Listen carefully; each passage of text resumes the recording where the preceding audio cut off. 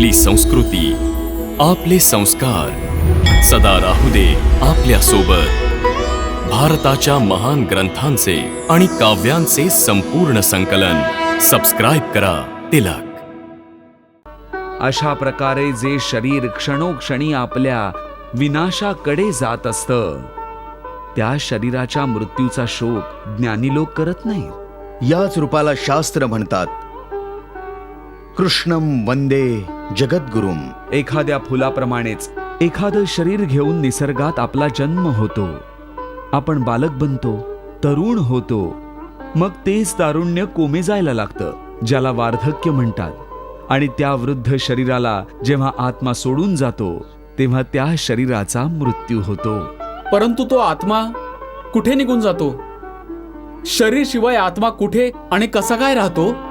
जुनं शरीर सोडल्यावर आत्मा नवीन शरीरात वास करतो. एखाद्या शिशूच्या शरीरात चेतन रूपाने प्रवेश करतो आणि परत तेच चक्र सुरू होतं. मग तेच जन्म घेणं, रांगणं, उठून चालणं, मग कसं तरी धडपडत पडणं, हे सर्व शरीराचे सोहळे आहेत. जर हे तुला कळलं तर ना तुला कोणाच्या मृत्यूचा शोक होईल आणि नाही तुला मृत्यूचं भय वाटेल. हे अर्जुना, तू आणि मी म्हणजे शरीर नाही, तर या शरीरात राहणारे आत्मे आहोत.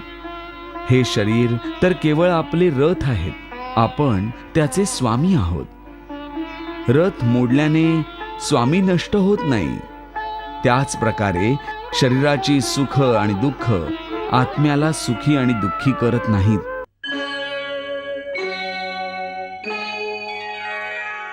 केशवा, तुझं बोलणं माझ्या बुद्धीला भ्रमित करतंय. तू दोन्ही गोष्टी एकाच वेळी बोलतोयस, ज्या परस्पर विरोधी आहेत. तू म्हणतोस की शरीर नाश पावतं, पण शरीराचा एक भाग, ज्याला आत्मा म्हणतात, तो मरत नाही. नाही अर्जुना, मी आत्म्याला शरीराचा एक भाग नाही म्हटलेलं. मी असं म्हटलं की आत्मा आणि शरीर दोन भिन्न गोष्टी आहेत. जसं तू आणि तुझं कवच दोन भिन्न गोष्टी आहेत. तुझ्या कवचाचे दोन तुकडे जरी झाले तरी त्याचा असा अर्थ नाही की अर्जुनाचे दोन तुकडे झाले. ज्या प्रकारे तू आणि तुझं कवच दोन भिन्न गोष्टी आहेत, किंवा तू आणि तुझा हा रथ दोन वेगवेगळ्या गोष्टी आहेत, त्याच प्रकारे मानवाचं शरीर आणि त्याचा आत्मा दोन वेगवेगळ्या गोष्टी आहेत. म्हणजे असं की ज्या रथात अर्जुन बसलाय, तो रथ म्हणजे अर्जुन नाही. अर्जुन तर तो आहे जो रथावर आरूढ झालेला आहे. हे ठीक आहे माधवा, की अर्जुन म्हणजे रथ नाहीये. अर्जुन मी आहे, जो रथ मध्ये बसलाय. तुला रथ तुटायचं दुःख होणार नाही, परंतु अर्जुनाच्या मृत्यूचा शोक तर होईलच. अर्जुना, तुझं बोलणं ऐकून मला तुझ्या बुद्धीवर हसायला येतंय. एकीकडे तू पंडितांसारख्या आणि ज्ञानियांसारख्या मोठमोठ्या गोष्टी करतोस, पण तुला हे माहीत नाहीये की जे खरोखर ज्ञानी असतात ते कधीच त्यांचा शोक करत नाहीत जे मृत्यू पावलेले आहेत, आणि नाही त्यांचा शोक करतात जे अजून मेलेले नाहीत. कारण त्यांना माहिती आहे की जो मेलेला आहे तो परत जन्म घेईल, आणि जे आत्ता जिवंत आहेत ते अवश्य मृत्यू पावतील. मरणारा परत जन्म घेईल, कारण केवळ शरीराचा नाश होतो. शरीराच्या आत जो आत्मा आहे तो कधीच मृत्यू पावत नाही. हे पार्था, या विश्वात दोनच गोष्टी आहेत. एक म्हणजे शरीर आणि दुसरा शरीरात वास करणारा शरीरी. जो शरीरात राहणारा आत्मारूपी शरीरी आहे तो कधीच मरत नाही, आणि जे शरीर आहे ते कायम राहत नाही. आत्मा एका शरीराचा त्याग करतो आणि दुसरं शरीर धारण करतो. अगदी तसाच जसा मनुष्य जुनी वस्त्र बदलून नवीन वस्त्र धारण करतो.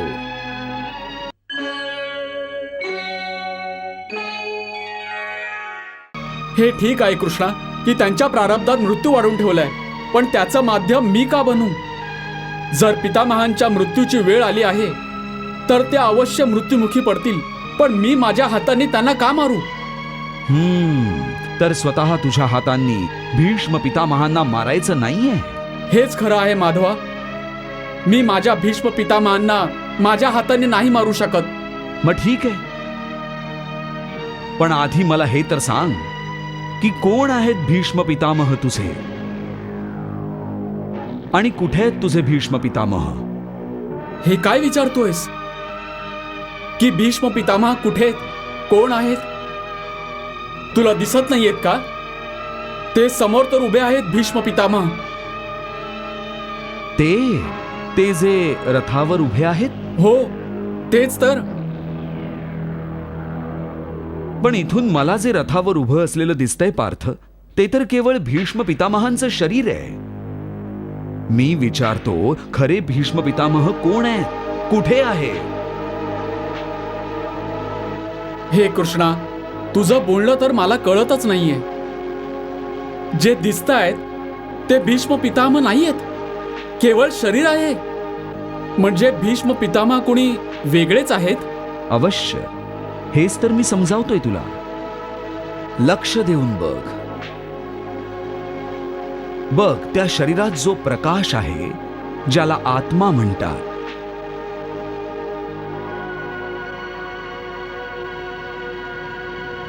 मी तुला दिव्य दृष्टी प्रदान करतो.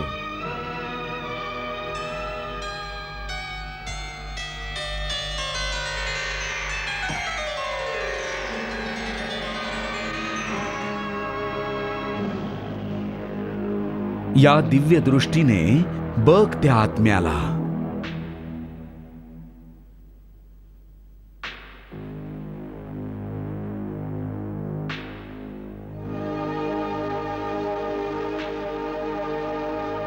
तो जो शरीरातला आत्मा दिसतोय, जो प्रकाश आहे, तेच आहेत खरे भीष्म पितामह.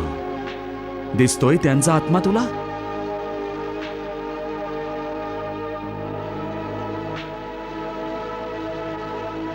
हो केशवा, एक प्रकाश रूपी मला आत्मा दिसतोय. उत्तम. आता बघ, मी माझ्या सुदर्शन चक्राने भीष्म पितामहांचं शरीर कापलं तर केवळ त्यांचं शरीर मरेल, पण त्यांच्या आत्म्याचा प्रकाश विझणार नाही. बघ, मी तुझ्या दिव्य दृष्टीला हे दृश्य सजीव करून दाखवतो.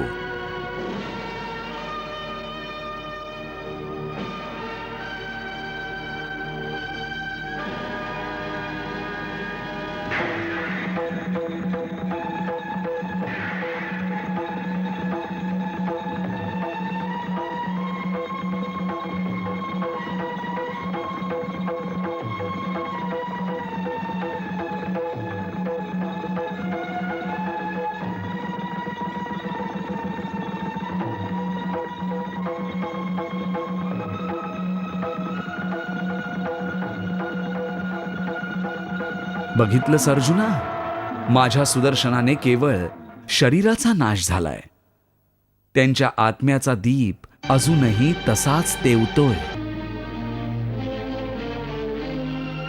हे कौंतेय, या परमसत्याला व्यवस्थित समजून घे की विश्वात केवळ शरीर नाशिवंत आहे, पण आत्मा अविनाशी आहे. शरीराचा मृत्यू झाला तरी आत्मा मरत नाही. आत्मा ना कधी जन्म घेतो आणि ना कधी मृत्यू पावतो. तो आजन्म, नित्य, सनातन आणि पुरातन आहे. शरीराचा मृत्यू झाल्यावरही तो मरत नाही.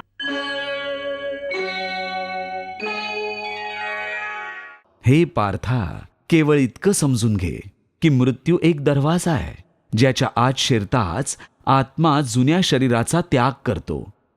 वास्तविकतः मृत्यू आणि जन्माचे दोन दरवाजे आहेत, जे एक दुसऱ्याच्या समोरासमोर आहेत. प्राणी जेव्हा मृत्यूच्या दरवाजाशी पोहोचतो,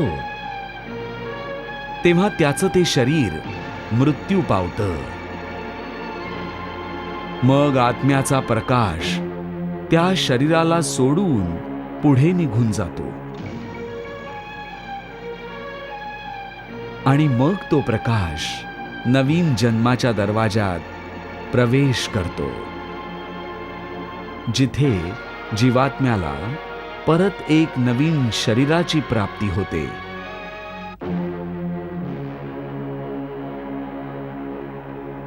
आणि मग तिथून त्याच्या नवीन जन्माची, नवीन शरीराची यात्रा सुरू होते. हे पार्था, आत्मा नित्य आहे म्हणून तो बदलत नाही, पण शरीर नाशिवंत आहे.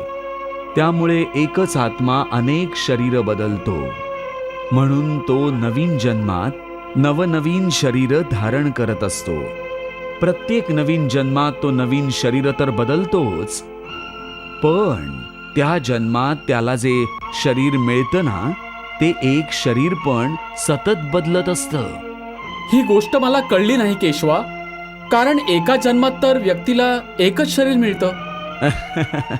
नाही, एक नाही, अनेक शरीर मिळतात एकाच जन्मात. मला अजूनही कळलं नाही प्रभू. मी समजावतो. आठव तुझं बालपण. त्यावेळी अर्जुनाचं शरीर कसं होतं? एका बालकाचं.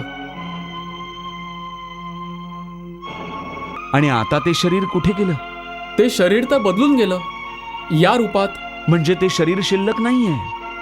आज तुला एका युवकाचं शरीर मिळालंय.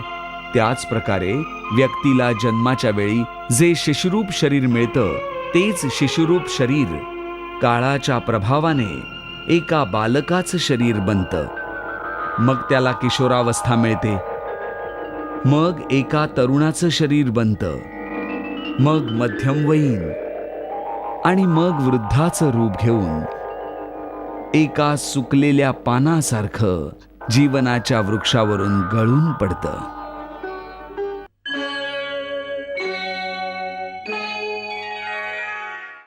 हे केशवा, हे सगळं मानलं तरीही की आत्मा नित्य, सनातन आणि अजन्म आहे, ज्याला शस्त्र भेदू शकत नाहीत, अग्नी जाळू शकत नाही, तरी व्यक्तीच्या आत्म्याला सुख दुःख, शोक आनंद, मान अपमान, पीडा आणि आनंद याची जाणीव का होते?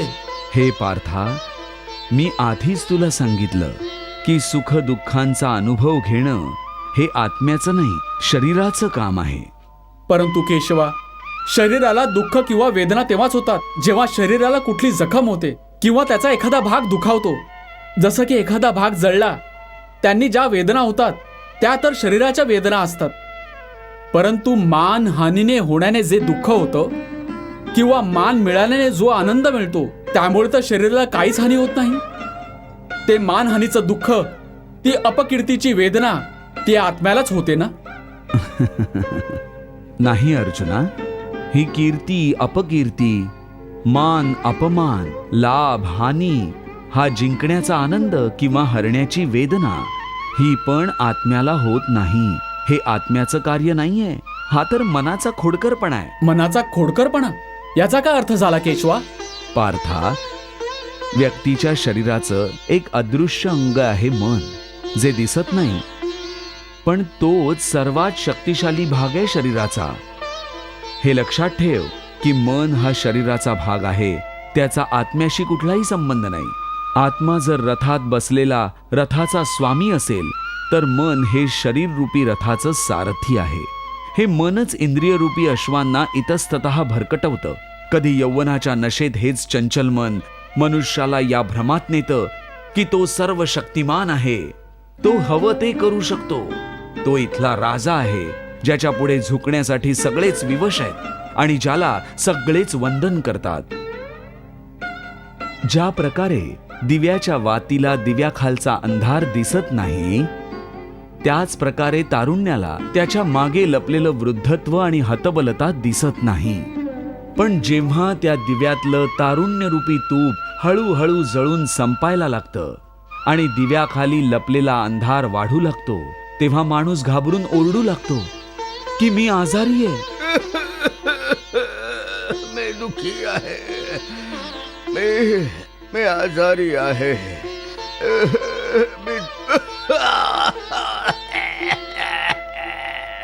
मी दुखी आहे, मी मरतोय, मला मरण येतंय. हे मरण्याचं नाटकही मनच करतं. हे अर्जुना, मनुष्याला अहमच्या बाधेची मदिरा पाजून बेशुद्ध करणारा पाखंडी केवळ मनच आहे.